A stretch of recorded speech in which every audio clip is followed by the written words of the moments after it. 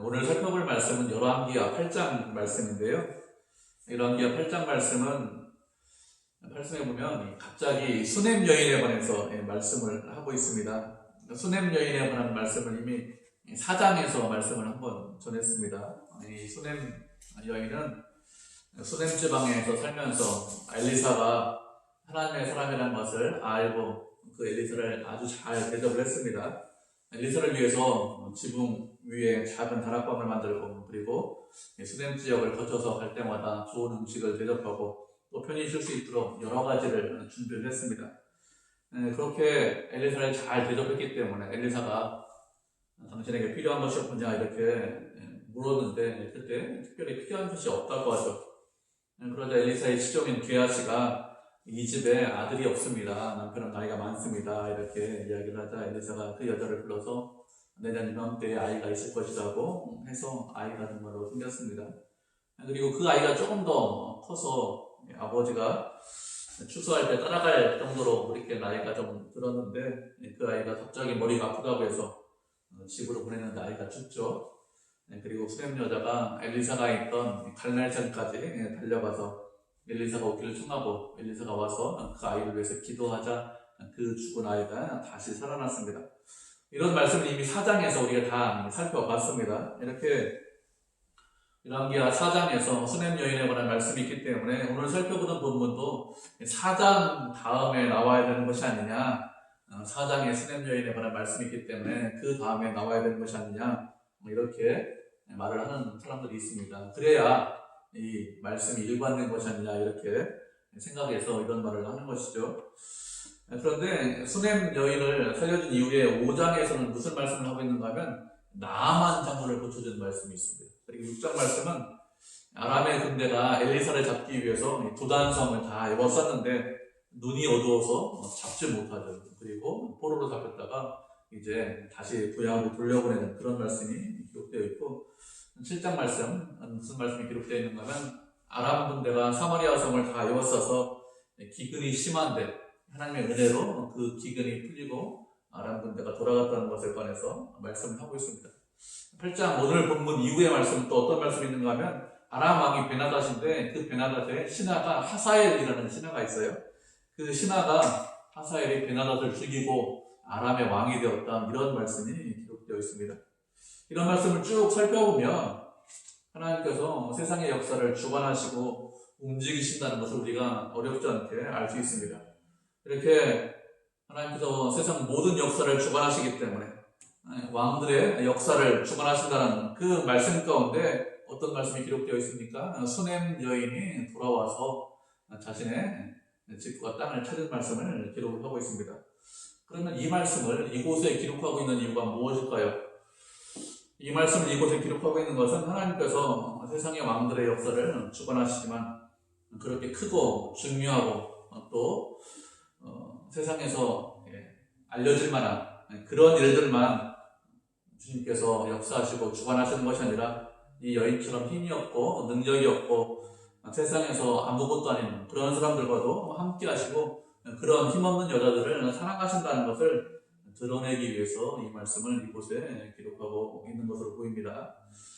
우리가 생각할 때는 하나님께서 우리보다 훨씬 크신 분이기 때문에, 참 우리가 생각하기에 두려우신 분이기 때문에 우리가 감히 어떻게 하지 못하는 그런 분이기 때문에 세상을 움직이는 힘 있는 사람, 능력 있는 사람, 왕과 같은 사람, 그러한 사람들에게만 관심을 갖고 계시지 그렇지 않고 우리같이 힘없고 약하고 그리고 능력이 없는, 그래서 이 땅에서 먹고 사는 거 고민하고 있는 그런 사람들이 힘들어하고 어려워하는 것들에 관해서는 아무런 관심이 없으신 것이 아니냐, 이렇게 생각을 할 수가 있습니다.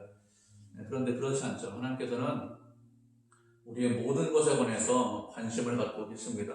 우리의 모든 것에 관해서 아주 자세히 세밀하게 관심을 갖고 살펴보시죠. 우리가 그것을, 하나님께서 우리를 사랑하신다는 것을 깨닫든지 아니면 그렇지 않든지 우리가 어떤 가운데 있든지 하나님께서 우리를 늘 사랑하시고 늘 관심을 갖고 계시고 그 사랑이 변하고 언제나 우리를 좋은 길로, 아름다운 길로 인도하시는 분이라는 것을 깨닫게 하기 위해서 이 말씀을 이곳에 기록을 하고 있습니다. 1절을 보면 엘리사가 이전에 아들을 살려준 수넴 여인에게 말하고 있습니다. 너는 일어나서 내 가족과 함께 거주할 만한 곳으로 가서 2주에서 거주를 해라. 이렇게 엘리사가 이 여인에게 말을 하고 있습니다. 엘리사가 이런 말을 하는 이유가 무엇인가 하면 하나님께서 이 땅에 기근을 부르셨는데 7년 동안이나 기근을 부르셨기 때문에 다른 곳에 이 땅에서 살지 말고 다른 곳에 2주에서 살아라 이렇게 말을 전했습니다. 다른 곳에 7년 동안 2주에서 살아라 누가 먼저 말씀하셨습니까? 엘리사가 수넴 여인에게 먼저 말을 했습니다. 수넴 여인이 엘리사에게 물은 것이 아니죠. 앞으로 어떤 일이 있습니까? 제가 어떻게 살아야 됩니까? 무엇을 해야 됩니까? 이렇게 물은 것이 아니라 이 여인이 묻기 전에 어떻게 하죠? 엘리사가 수넴 여인에게 다른 곳으로 이주해라 이렇게 이야기를 했습니다. 이것은 다시 말하면 누가 먼저 말씀을 하신 것입니까? 다시 말하면 하나님께서 수넴 여인에게 먼저 말씀을 하신 것이죠. 수넴 여인이 이것저것을 묻기 전에 아무 말도 하기 전에 하나님께서 먼저 말씀하셨어요. 그러면 이 수넴 여자에게 하나님께서 먼저 말씀하시는 이유가 무엇일까요? 이렇게 먼저 말씀하시는 것은 이 여인을 불쌍히 여기시고 이 여인을 사랑하시기 때문에 그렇습니다.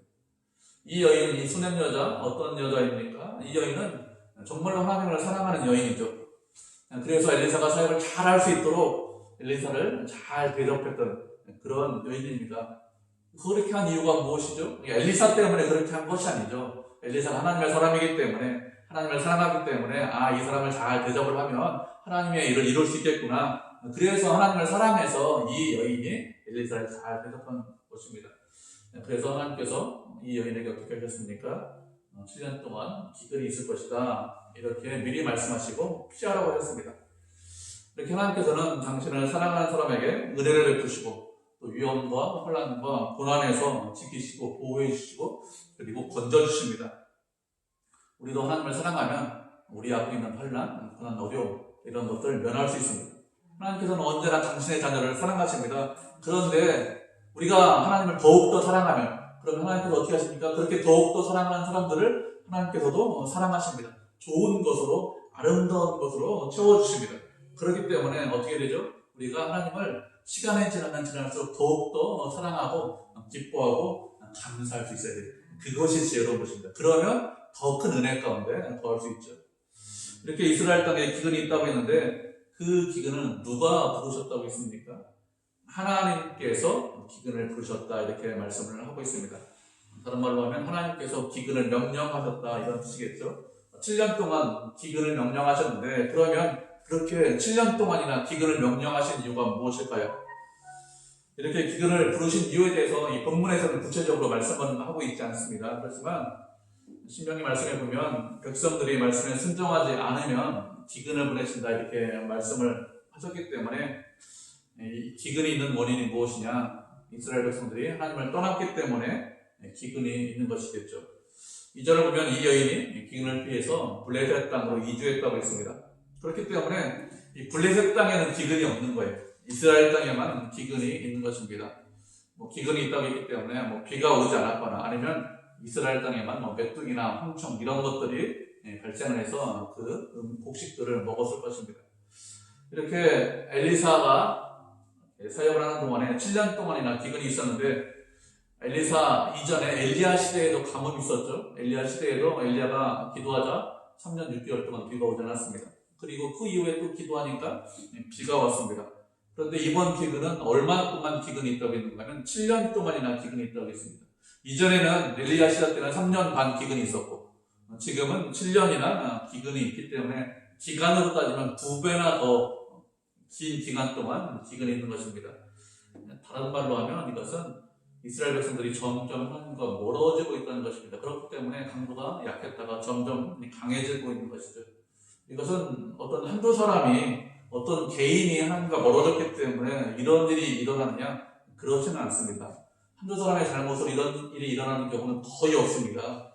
이런 일이 일어나는 것은 왕을 포함해서 백성들이 타락하고 부패하고 하나님과 멀어졌기 때문에 이런 일이 있는 것이죠. 그래서 기근이나 가뭄이나 어떤 자연재해 같은 것으로 하나님께서 백성들을 징계하시고 심판하시는 것입니다. 이렇게 하나님께서 징계하시고 심판하시는데 그러면 우리는 어떻게 될까요? 우리는 이런 일이 일어나지 않도록 언제나 조심하고 깨어 있어야 됩니다. 세상 사람들, 믿지 않는 사람들, 세상은 원래 타락하고 부패하고 추하고 더럽습니다. 그래서 그 사람들이 선하게 살 것이다, 그 사람들이 하나님 뜻대로 살 것이다, 이렇게 기대하는 것은 이 잘못된 생각이에요. 그 사람들은 아예 하나님을 알지 못하는데 어떻게 하나님의 뜻대로 살 수 있겠습니까? 자기 마음대로 사는 것이죠.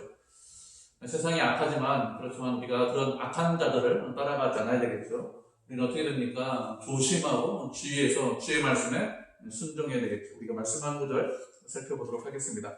마태복음 5장 13절에서 16절까지 말씀 살펴보도록 하겠습니다.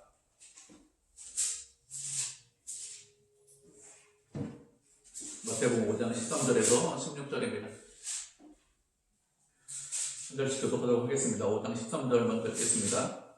너희는 세상의 소금이니 소금이 만약 그 맛을 잃으면 무엇으로 짜게 하리요? 후에는 아무 쓸데없어 다만 밖에 버려져 사람에게 밟힐 뿐이니라. 너희는 세상에 있자 산 위에 있는 등대가 숨겨지지 못할 것이요 사람이 등불을 켜서 말 아래 두지 아니하고 등경 위에 두나니 이러므로 집안 모든 사람에게 비치느니라. 이같이 너희 빛이 사람 앞에 비치게 하여 그들로 너희 착한 행실을 보고 하늘에 계신 너희 아버지께 영광을 돌리게 하라. 아멘. 우리가 잘 아는 말씀이죠. 너희는 세상의 소금이다, 너희는 세상의 빛이다, 이렇게 말씀하셨습니다. 교회의 소금이다, 교회의 빛이다, 이렇게 말씀을 하신 것이 아니라 세상에서 소금이고 세상에서 빛이다, 이렇게 말씀을 하셨습니다. 세상에서 소금이고 세상에서 빛이라는 것은 우리의 존재가 이렇게 된다는 것입니다. 이 말씀은 우리에게 너희는 소금이 되어야 된다, 빛이 되어야 된다, 이런 말씀이 아니라 이미 소금이고 이미 빛이다, 이렇게 말씀을 하시는 것입니다. 그렇기 때문에 우리에게 어떤 특성이 나와야 됩니까? 소금이기 때문에 소금의 특성이 나와야 되고 빛이기 때문에 빛의 특성이 나와야 합니다. 우리는 사람들에게, 세상 사람들에게 새로운 생명을 줄 수 없습니다. 세상을 새롭게 하시고 그들에게 새로운 생명을 주시는 분은 하나님께서 하시는 거예요. 하나님 한 분만이 그렇게 하실 수 있습니다. 그렇지만 그렇기 때문에 우리는 그렇게 사람들에게 생명을 주고 우리를 새롭게 만들 수는 없지만, 그렇지만 그건 하나님께서 하시는 일이지만 우리가 할 일은 무엇이냐? 그렇게 세상에서 새로운 생명을 받은 자로서 세상이 부패하고 점점 썩어가는데, 그런 부패하는 세상, 점점 썩어져가는 세상을 부패하지 않도록 소금의 역할을 감당하셔야 됩니다. 그리고 빛의 역할을 감당하셔야 돼요. 그것이 우리가 할 수 있는 일입니다. 우리의 존재가 소금이기 때문에 세상 사람들이 썩어가는데 썩지 않는 그런 역할을 해야 되고, 우리의 존재가 빛이기 때문에 빛을 발해야 됩니다. 세상 사람들이 우리를 보고 너는 정말 하나님과 함께하는 사람이야, 너 같은 사람만 있으면 정말로 하나님의 사람이야, 하나님의 자녀야, 하나님의 백성이야, 이런 소리를 들을 수 있어야 됩니다. 그렇게 되어야 세상이 더 이상 부패하지 않죠. 그렇지 않고 세상에 동화되어서 세상 사람들처럼 비슷하게, 세상 사람들처럼 동일하게 살면 어떻게 될까요?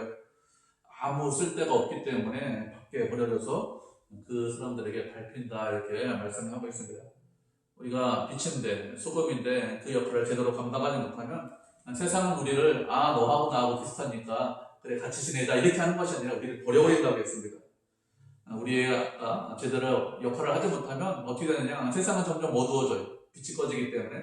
그리고 우리가 역할을 제대로 하지 못하면 세상은 점점 부패합니다. 그러면 어떻게 될까요? 그러면 세상 모든 사람들에게 이런 기근, 재난, 이런 것들이 임하는 것입니다. 하나님께서 이런 것들을 허락하시는 이유가 무엇이냐? 믿지 않는 사람들이 아니라 믿는 사람, 믿는 우리가 정신 차리고 살라고 이런 것들을 허락하시는 것입니다. 그렇기 때문에 우리가 세상에 돌아가는 시대를 보면서, 환경을 보면서 정신을 차리고 사셔야 합니다. 우리가 주님의 백성으로 거룩하게, 그리고 순결하게, 세상과 다르게 사셔야 합니다. 그렇게 하는 것이 하나님의 뜻이죠. 그렇게 세상과 구별되게 살라고 우리를 먼저 불러주신 것입니다. 이렇게 엘리사가 기근이 있다고 이 여인에게 피하라고 했습니다. 그러자 이 여인이 어떻게 합니까? 가족과 함께 기근을 피해서 7년 동안 블레셋 땅에 거했다, 이렇게 말씀하고 있죠. 하나님의 말씀에 순종을 한 것입니다. 이전에 엘리사가 말할 때 이맘때, 내년 이맘때 아이가 있을 것이다, 이렇게 이야기하자 이 여인이 어떻게 합니까? 그것을 믿지 못했어요. 그런 일이 있을 수가 있겠습니까? 나이가 많고 아이 낳는 것이 쉽지 않은데 이렇게 이야기하죠. 아이가 죽었을 때도 엘리사에게 쫓아가서 반드시 당신이 우리 집에 와야 그래야 그 아이가 살 수 있습니다. 이렇게 이야기했습니다. 이렇게 믿음이 좀 연약했는데 하나님의 말씀대로 아이도 생겼고 또 하나님의 능력으로 하나님의 은혜로 아이가 다시 살았기 때문에 어떻게 되었습니까? 선지자의 말을 믿고 곧바로 이주했습니다. 머뭇머뭇했다, 좀 기다리다가 이주했다 이런 말씀이 없죠. 무슨 뜻입니까? 이 여인의 믿음이 점점 강해지고 있다는 것입니다. 믿음, 말씀을 곧바로 순종하는 것, 그것이 믿음이 강해지는 거예요. 머뭇거리고 지체하는 그것은 믿음이 약한 것입니다. 이렇게 7년 기근이 있다는 것을 미리 알았기 때문에 이 기근에 대해서 미리 준비했을 것입니다.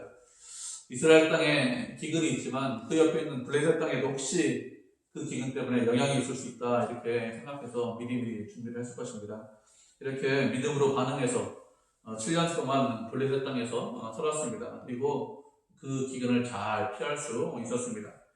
하나님을 믿고 이렇게 믿음으로 반응하면 어떻게 됩니까? 어려움이 올 때 그 어려움을 하나님의 은혜로 이길 수 있죠.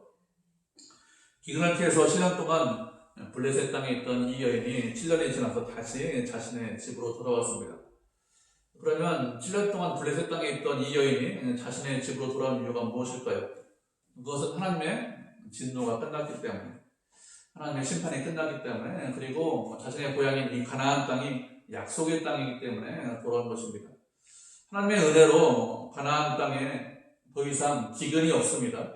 가나안 땅에 기근이 멈췄다는 소식을 이 여인이 들었을 것입니다. 그런데 지도를 보시면 이 블레셋 사람들이 살던 땅이 훨씬 더 비옥해요. 훨씬 더 좋은 땅입니다. 그렇기 때문에 단순히 그냥 먹고 살기 좋은 곳으로 생각하면 블레셋 지방에 남아있는 것이 훨씬 더 먹고 살기가 편합니다. 그런데도 이 여인은 어떻게 하죠? 자신의 고향으로 가나안 땅으로 돌아왔습니다. 이 여인이 가나안 땅으로 돌아온 것은 이스라엘 백성들은 가나안 땅에서 살아야 되기 때문에 가나안 땅으로 돌아온 것이죠. 블레셋 땅에 있으면 편하게 살 수 있습니다. 경제적으로 좀 여유롭게 살 수 있습니다. 그렇지만 그 땅에서 할 수 없는 것이 무엇이죠? 그 땅에서는 하나님을 예배할 수 없습니다.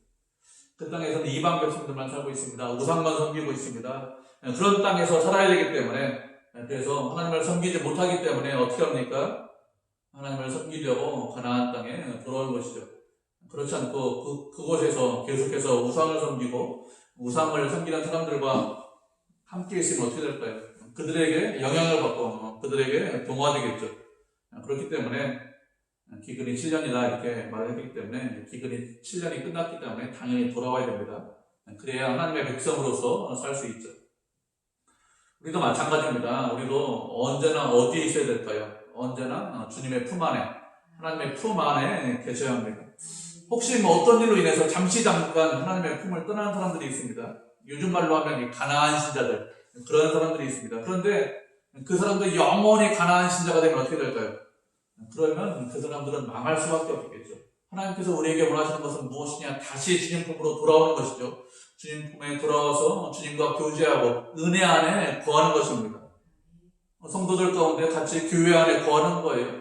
교회에 문제가 있을 수 있습니다. 대부분 교회 문제 때문에 떠나죠. 그래도 교회 안에 있어야 됩니다. 교회 안에 어려움이 있지만 그 어려움을 믿음으로 이겨야 됩니다. 그렇지 않고 사람 만나는 것이 싫기 때문에 하나님은 좋은데 그런데 내가 밖에 있겠다 이렇게 하는 그것은 어리석은 것이죠.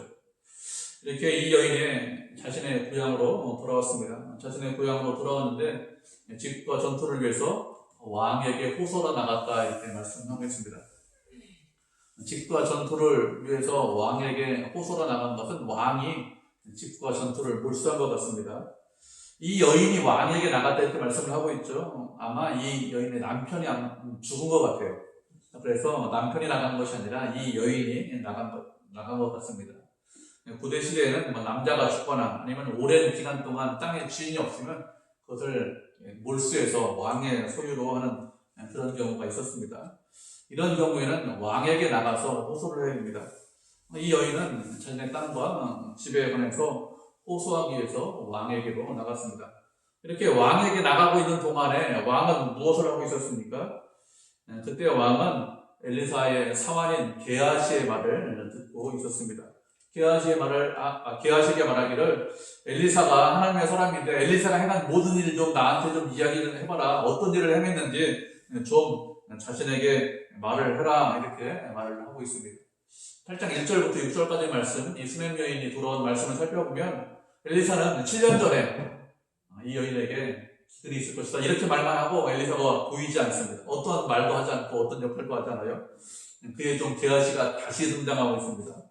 이전에 엘리사가 어떻게 하죠? 나아만의 병을 고쳐주었습니다. 문둥병, 나병을 고쳐주었는데 그때 엘리사를 속이고 이 게하시가 그 나아만으로부터 옷 2벌하고 은 2달란트를 받았습니다. 그래서 이 나아만의 나병이 게하시한테 옮겨갔습니다. 그런데 7년이 지났는데 게하시가 지금 어떻게 하고 있죠?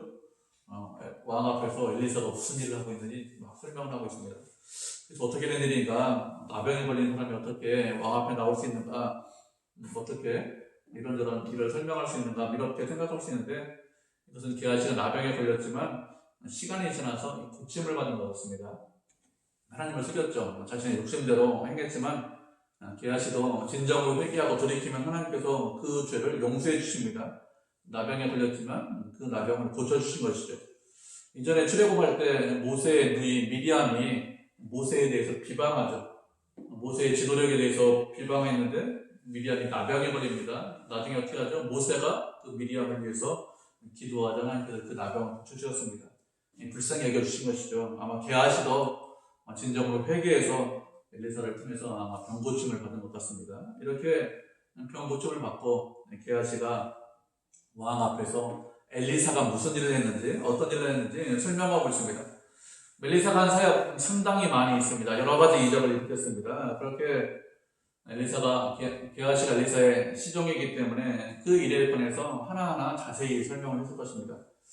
그리고 수냄 여인의 아들을 살린 사건도 게하시가 이야기를 하죠. 그런데 이 수냄 여인의 아들을 살린 사건은 게하시도 함께 이 일을 했어요. 게하시가 엘리사의 지팡이를 들고 먼저 막 달려가잖아요. 달려가서 아이의 몸 위에 올려놓았는데 그 죽은 아이가 살아나지 않았습니다. 나중에 엘리사가 기도할 때 살아나죠. 이렇게 게하시가 이 일을 직접 참여했기 때문에 엘리사가 어떻게 행동했는지 그 일을 아마 생생하게 보고를 했을 것입니다. 왕은 게하시의 말을 들으면서 엘리사가 참 하나님의 사람이다. 어떻게 죽은 사람도 살리느냐 이렇게 하면서 그가 하나님과 함께 하신다는 것을 다시 한번 깨닫게 되었을 것입니다. 이렇게 게하시를 통해서 이 수냄 여인의 아이를 살린 그 엘리사의 이야기를 하고 있는 동안에 고향으로 돌아온 수냄 여인은 어떻게 가고 있습니까? 이 여인은 왕 앞에 나가서 자신의 어려운 처지를 고하기를 원하고 있습니다. 왕 앞에 나가면 무슨 말을 해야 될까? 어떻게 말을 해야 내 집과 내 땅을 돌려받을까? 이런 거 고민했겠죠. 그냥 나가가지고 말하면 돌려줄까? 아니지 어떻게 말을 해야 돌려받을까? 이런 거 고민하면서 나갔을 것입니다. 5절을 보면 게하시가 왕에게 엘리사가 수냄 여자의 아이를 다시 살린 이야기를 할 때 그 여자가 왕 앞에 나가서 자신의 집과 전투를 위해서 호소했다 이렇게 말씀하고 있습니다. 왕에게 그 말을 들을 때 그것도 자신의 아이를 살린 그 이야기를 들을 때 그때 마침 수냄 여자가 왕에게 호소했다는 거예요. 그러면 이 수냄 여인이 그때 마침 땅과 집을 돌려달라고 왕에게 호소한 것 그것이 우연일까요? 우연이 아니겠죠? 우연처럼 보입니다. 게하시를 통해서 왕이 이야기를 들을 때 그때 그 여인이 와가지고 막 호소하니까 우연처럼 보이죠. 그렇지만 실제는 우연이 아닙니다. 하나님께서 이 여인을 사랑하시기 때문에 수냄 여자를 사랑하시기 때문에 미리 준비하신 것입니다. 우리가 말씀 한 구절 살펴보도록 하겠습니다. 마태복음 10장 40절로 42절입니다. 마태복음 10장 40절로 42절. 세 절이니까 우리 한 목소리로 같이 읽겠습니다. 40절부터 42절입니다. 했었죠? 세 절이니까 한 목소리로 같이 읽겠습니다. 시작. 너희를 영접하는 자는 나를 영접하는 것이요 나를 영접하는 자는 나를 보내신 이를 영접하는 것이라. 선지자의 이름으로 선지자를 영접하는 자는 선지자의 상을 받을 것이요 의인의 이름으로 의인을 영접하는 자는 의인의 상을 받을 것이요 누구든지 제자의 이름으로 이 작은 자 중 하나에게 냉수 한 그릇이라도 주는 자는 내가 진실로 너에게 이르노니 그 사람이 결탄코 상을 잃지 아니하리라 하시니라. 아멘. 예수님께서 제자들을 파송하시면서 하신 말씀입니다. 너희를 영접하는 것은 너희를 영접하는 것이 아니라 나를 영접하는 것이다. 사람들이 제자들을 만나서 잘 대접하고 또 좋은 곳으로 잘 대해주는 것, 그것은 실제로 제자들에게 잘하는 것이지만 누구에게 잘하는 것이라고요? 예수님에게 잘하는 것이고 예수님을 영접하는 것이라고 했습니다. 그렇게 예수님을 영접하는 것은 또 누구를 영접하는 것이라고 했습니까? 나를 보내시니 하나님을 영접하는 것이라고 했습니다. 그렇기 때문에 제자들에게 잘 대접하는 것은 누구를 잘 대접하는 것입니까? 하나님을 잘 대접하는 거예요. 하나님을 사랑하는 것입니다. 그러면서 하신 말씀이 선지자의 이름으로 선지자를 대접하면 선지자의 상을 받고 의인의 이름으로 의인을 대접하면 의인의 상을 받는다, 이렇게 말씀하셨습니다. 그 사람이 선지자가 아니에요. 그렇지만 선지자를 잘 대접하면 선지자의 상을 그 사람도 받는다고 했습니다. 그 사람이 의인이 아닙니다. 그렇지만 의인을 잘 대접하면 그 사람이 어떻게 한다고요? 의인의 상을 받는다고 했습니다. 그리고 누구든지 제자의 이름으로 이 작은 자 한 사람에게 냉수 한 그릇이라도 주는 자는 진실로 이르노니 그 사람이 결탄코 상을 잃지 않는다고 했습니다. 냉수 한 그릇만 잘 대접해도 하나님께서 그것을 잊지 않으신다, 그 사람에게 상을 주신다, 이렇게 말씀하셨습니다. 여러분, 나한테 내가 다 모든 것을 갖고 있겠다, 이렇게 생각하시면 안 돼요. 여러분, 상 못 받습니다. 잘 대접하셔야 돼요. 잘 대접하는 것, 그 사람이 상 받습니다. 그렇게 작은 것을 대접해도 좋은 것으로 갚아주신다, 이렇게 말씀하셨습니다. 하나님께서 이 여인에게 어떻게 하셨습니까? 이 여인이 엘리사를 잘 대접했습니다.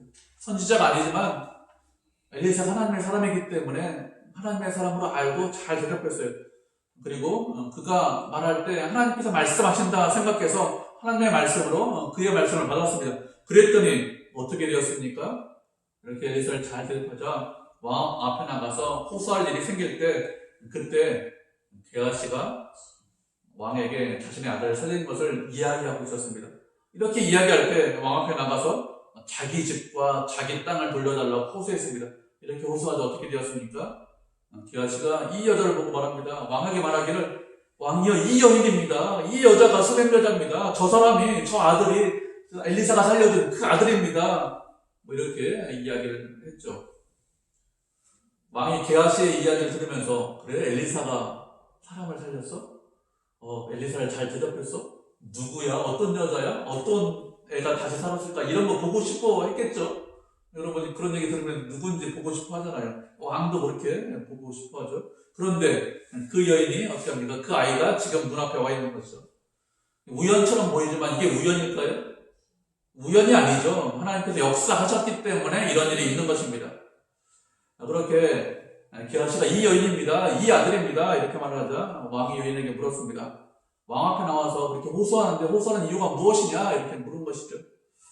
그러자 여인이 말하기를 자신에게 어떤 일이 있는지 설명했습니다. 7년 동안 내가 떠나 있었다. 남편은 죽었고 집과 땅이 왕에게 습혀버렸다, 이렇게 이야기를 했겠죠. 그러자 왕이 어떻게 합니까? 한 관리를 임명했습니다. 그리고 그 관리에게 무엇이라고 합니까? 이 여인에게 속한 모든 것을 다 돌려주는데, 이 여인이 7년 전에 집을 떠났는데 그 집을 떠난 이후에 겉에 수출이 있을 것인데 그 수출까지 다 돌려주어라, 이렇게 이야기를 했습니다. 우리가 말씀 한 구절 살펴보도록 하겠습니다. 잠언 21장 1절입니다. 잠언 21장 1절 한절인데 우리가 말씀을 살펴보도록 하죠.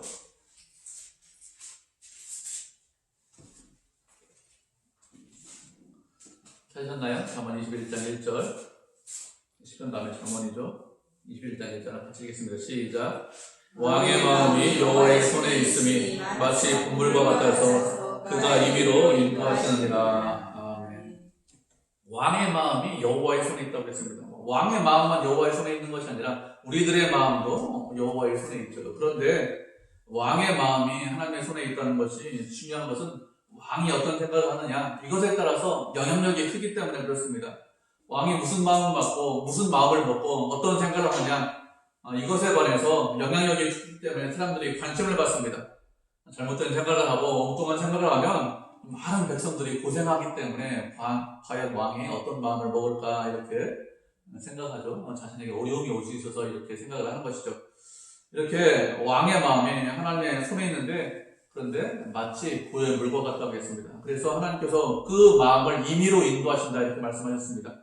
무슨 뜻인가 하면 하나님께서 원하시는 대로 왕의 마음을 움직일 수 있다, 이런 뜻입니다. 왕이 스스로 생각하고 스스로 결정하고 스스로 움직이는 것처럼 보이지만 그렇지 않다는 것이죠. 이 여인이 왕에게 호소했습니다. 땅과 집을 좀 돌려주십시오, 이렇게 호소했습니다. 그런데 어떻게 되었습니까? 땅과 집만 돌려준 것이 아니죠.